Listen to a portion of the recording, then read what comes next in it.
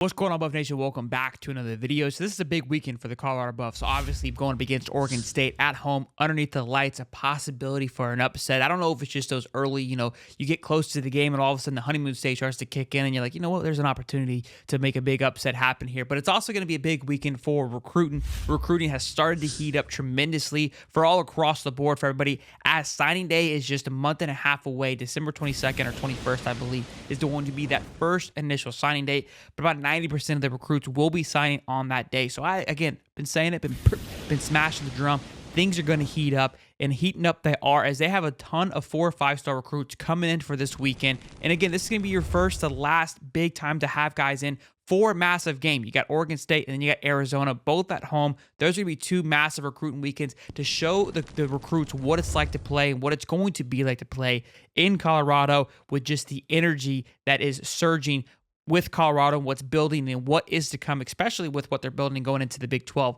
First on the list, and we've been talking about him, he had his own video already, is going to be an official visit. He already came to Colorado on an unofficial visit, but now he's coming in on an official visit. 5-star offensive lineman Jordan Seaton. And this is going to be a massive focus this weekend. Obviously, it's no secret the offensive line has had its struggles, and that you have got to believe is going to be the biggest selling point for to Jordan Seaton from Colorado and Deion, is the fact that, look, your playing time is going to be immediate. You're going to come in and you're going to have an impact right away. And somebody who play like Jordan Seaton, who plays at IMG, who plays up against elite talent, who's getting offers from the likes of Florida, Ohio State, Michigan, Bama, right? Big time schools where he would probably go and also be effective right away.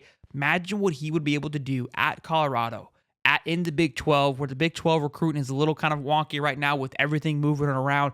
Look, I like Colorado to be a competitor in the next year or two in the Big 12. So if I'm Coach Prime, that's going to be the sales pitch to Jordan Seaton.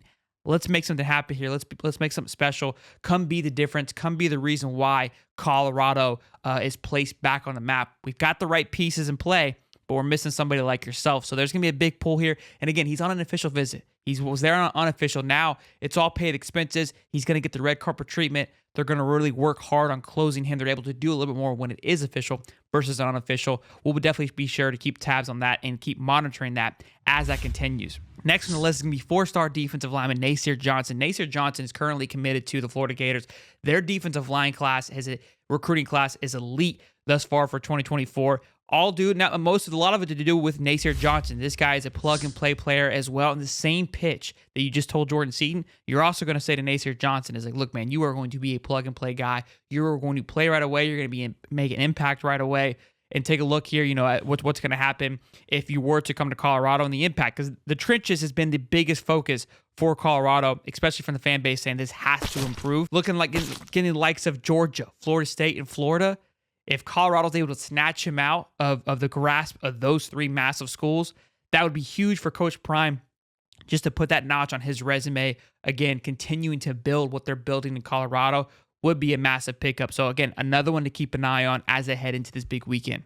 Next, you have 4-star edge. Now, he's already been crystal ball, meaning they favor him to go to Colorado just a few days ago. We talked about this. Now, I'm going on a whim here. I like to see a commit this weekend.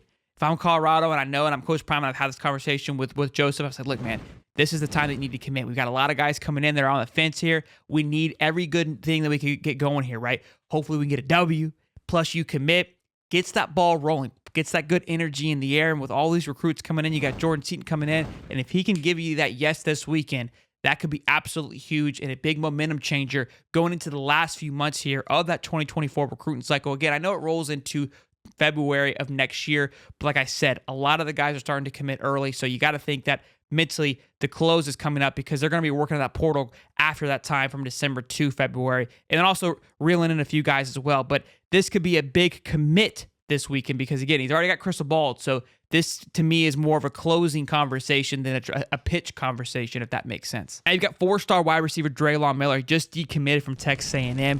He has the likes of LSU and USC looking at him, and this is something I've been talking about Colorado for quite some time now, and just their recruiting, is the fact that their hat is being placed alongside the likes of USC, LSU, and Texas A&M. I mean, a year ago, Colorado, we didn't even know if they were in a college football team. right? So the fact that now they're in this conversation is absolutely massive. You may not get the hat on your place, on your team's hat on the kid's head every single time, but that it's on the table, eventually it's going to land on one of these kids' heads. So this is a big opportunity for Coach Prime to speak to a top-tier recruit like Draylon Miller.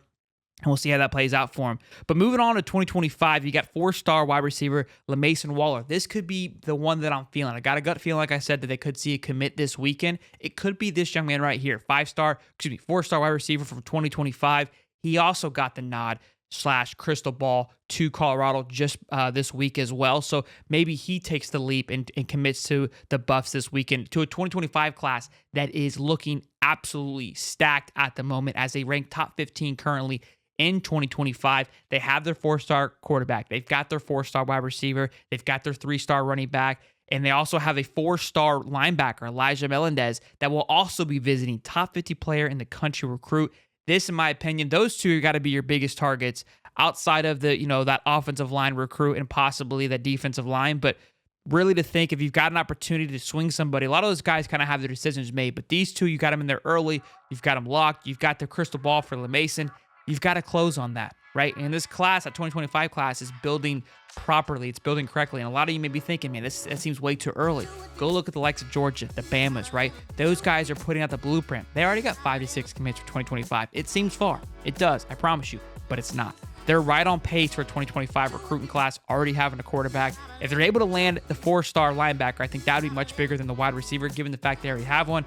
But you can't get picky if someone says yes. You're not going to say, no, I'd rather have that one, right? But I do want to hear from you guys. Out of the recruits that we just went over today, I want to know from you, who would you like to see commit this weekend if there were a commit to happen? Give me your top 2 recruits that you would like to see happen out of those guys. Obviously, you'd love to land them all, but if you only could choose 2, who would it be? Smash the like button, boys and girls. Subscribe, and I'll see you on the next one. Peace.